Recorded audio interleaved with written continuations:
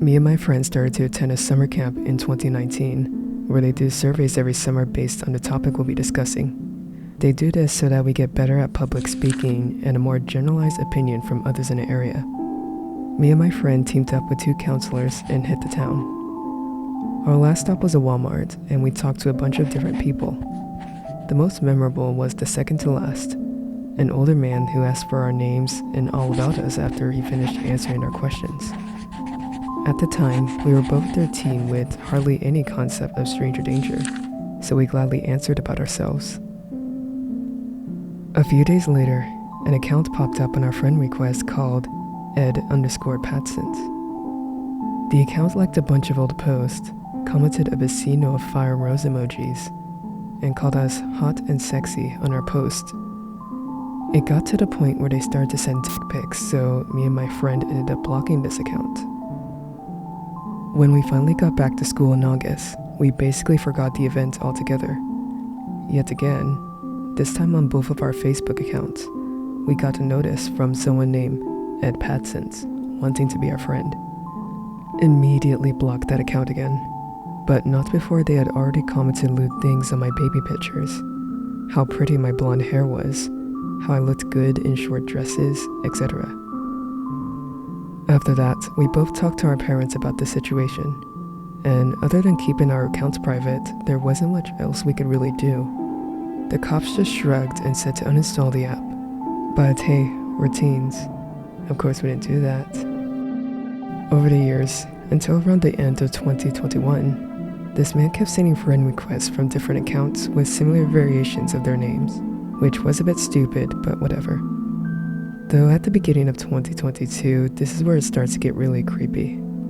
Accounts with the names and pictures of our friends started showing up on our notifications, so obviously we added them thinking they were our friends. We were wrong.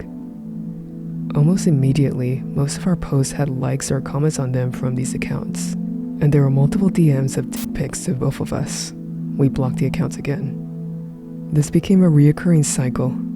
An account with a friend's info, pictures, mutual friends would get hacked, stolen, duplicated, etc., just so that they can friend us again and again without us worrying too much about it.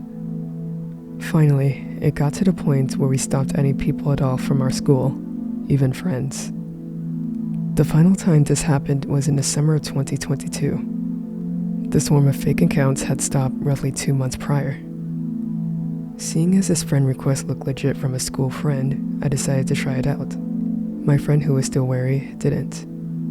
The compromise was to fully delete our socials and get new ones if this account turned out to be the same.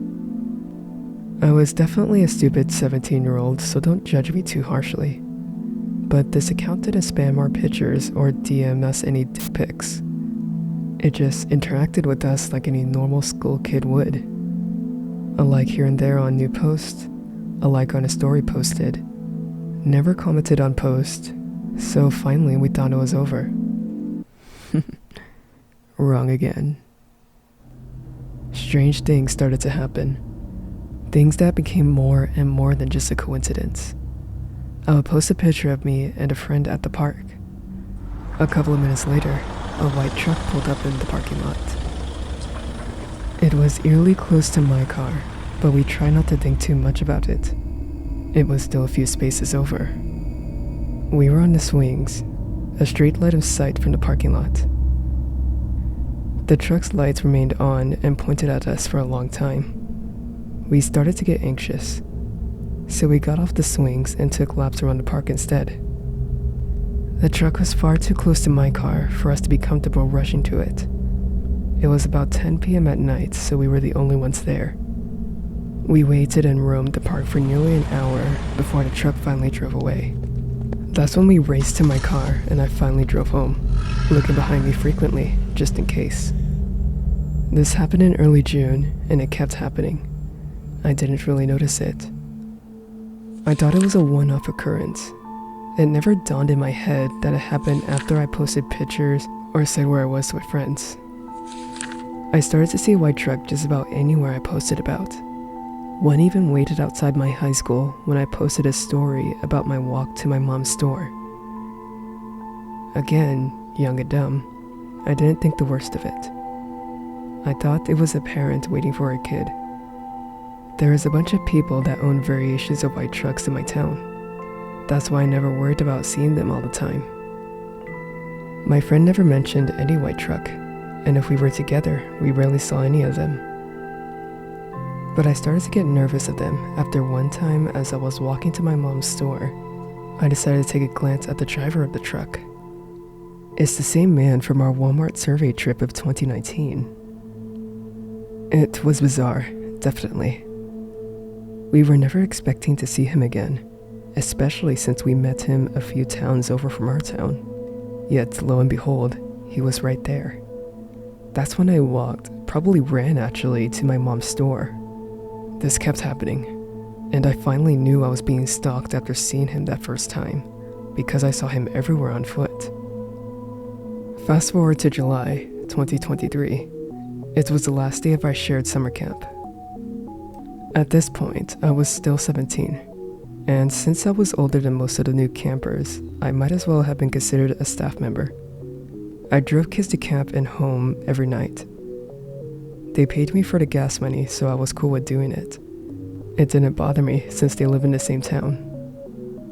On this day, I posted all the last day of camp pictures right before I left, so I can try to save my phone. It was suffering from glitches, lack of data, and it didn't let me call others because my storage was too full. I photodumped a bunch of stuff, but it didn't fix the problem. My phone was essentially broken in all but name. On top of this, one of the older campers that visited us on the last day, Jake, didn't have a phone either, but he was also in the car with me. In the backseat, I had two campers. One didn't have a phone either, and the other two were dead. We didn't think much of it. I just turned on the radio to full blast and gunned it back home. As I pulled off the back road of our camp up to the intersection, the light turned green and we went forward. In the lane next to us was a white truck that kept turning its lights on and off. It was a bit weird. I sped up but didn't think much of it. Eventually, I don't see the white truck behind me anymore and I slowed down a bit. It was nearly 9:30 at night, late enough for the highway to be inherently empty. I have this curvy back road that leads directly to a rich neighborhood close to my house. It's the streets I typically take to get back to my house from camp if I have no one to take home. Everyone that was a regular in my car called it the detour. It was pretty, with a bunch of full evergreen trees and wildlife. The kids in the back, 1 13, 2 15, were begging me to go on the detour since it was the last day of camp.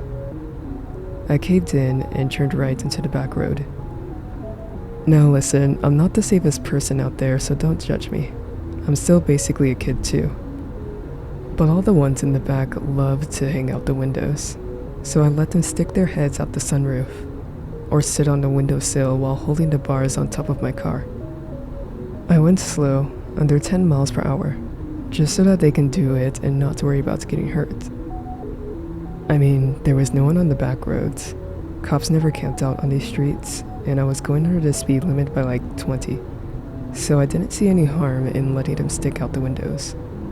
Eventually, I let them bully me into taking them around the rich neighborhoods that had cool water fountains and covered bridges. One of the bridges gave in apparently, so we had to go around on this super narrow street right next to a large drainage ditch. As we're going around it, a car comes up behind us. I assumed they lived in a neighborhood, so I sped up to let them get to their house. Finally, we came to a four-way street where the rich people lived. Straight forward was a dead end. To the left was the broken covered bridge, and to the right was a roundabout that would take us back to the beginning of the street. I was going to go straight, but Jake told me to go right. Mind you, one of the campers in the back was sticking their body out of my skylight, so I couldn't see out my rearview mirror. I didn't really want to, but I trusted Jake's instincts and turned right. Now, right after I turned, I started to hear honking behind me. I was a bit startled, and so were the kids in the backseat. I glanced out my side view mirrors, but I can't see anything past bright LED lights. I thought it was because I took too long, so I sped up after I turned right. There was a hook on the end of the hill on this back street that makes you tug on a steering wheel pretty hard to stay on the road, especially at night. The car behind me turned right too. They started flashing their LED lights, honking loudly, and screaming at us. They kept trying to get in the lane next to us and bump my car to run us off-road. That's when I knew this was serious. Immediately, I screamed at the kids in the back seat to sit down, buckle up, and roll up their windows. They barely managed to do that by the time I hit the hook at the end of the hill and gunned it down the street, driving around the drainage ditch with little problem. I've done it multiple times. There was no phone in the car to call anyone, never mind the police. I just ended up speeding down the back streets as the car chased me, still trying to run me off-road multiple times. When we came upon sharp corners, they slowed down. That told me that they didn't know the area well, which I used to my advantage. I approached a stop sign for me to go left or right. My house was to the right, so left it was.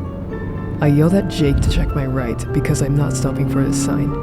I sped past it. The car, which I realized was a fucking white truck, hit my bumper again, and I swerved into someone's yard. The grass was damaged. I booked it down the street, hitting every turn as fast as possible, and eventually I lost the truck. I sped past my high school and onto the highway again, where we got off in the first place. I didn't see the truck behind us, and we were all still freaked out. I took a right to go another main way. We passed by a closed gas station, more on that later. I stopped at another gas station, and I handed the kids some cash. I told them to go get themselves a drink and a snack to help them calm down. None of them are crying, thank God. The adrenaline junkies they are. They thought it was more exciting than anything. I told Jake to go watch them in the store and make sure they didn't do anything stupid while I fill up my gas tank. We waited at the gas station for about 20 minutes before I went back onto the road to take them home. I asked them if they had saw the car at all while they were hanging out the windows.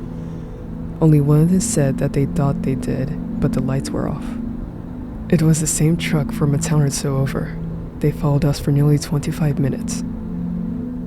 After I dropped them all off, I was still a bit shaky and decided to see if my phone would call someone that I can talk to about what happened. The only contact that loaded was Anne, since she was the last person I called. She was there at the last day, but left before us because her baby got cranky. With the stroke of luck, my phone actually lets me call. She picked up, but all I can hear from her side was her crying.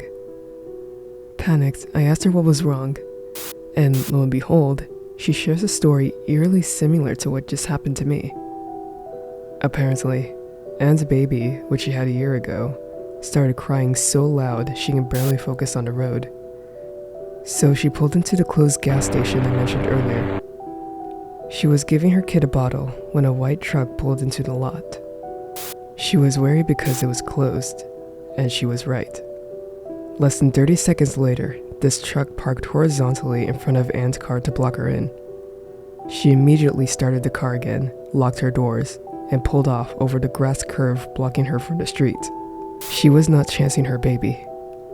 Anne told me the only thing she remembered was that man we had saw years ago in that Walmart. His eyes staring at her like she was just a piece of meat for him to have. As she raced home, the truck caught up to her.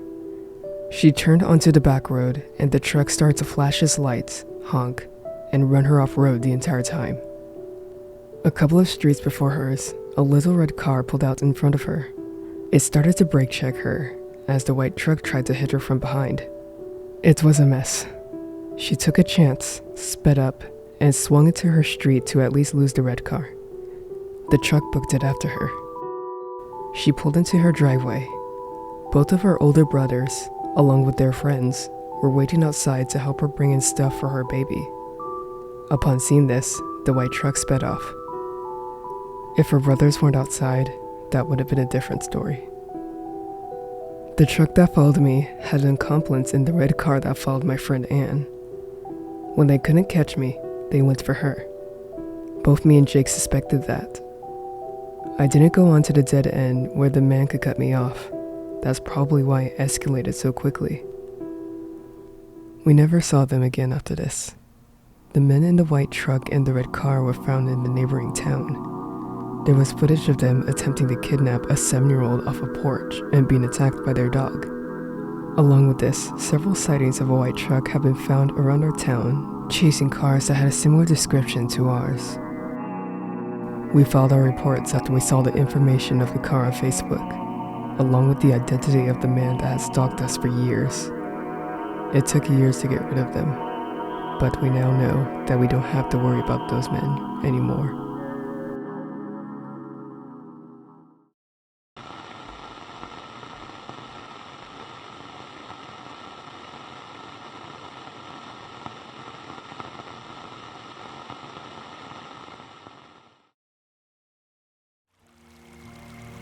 Hey everyone, it's Validen. Thanks for watching. This was a true story from Temporary Papaya. You and your friend did an amazing job protecting yourselves and the children. You basically saved their lives, and they will remember you for it. If you enjoyed the video, feel free to leave a like or comment down below. I'll read every single comment. Subscribe if you're new, and I'll see you all in the next one.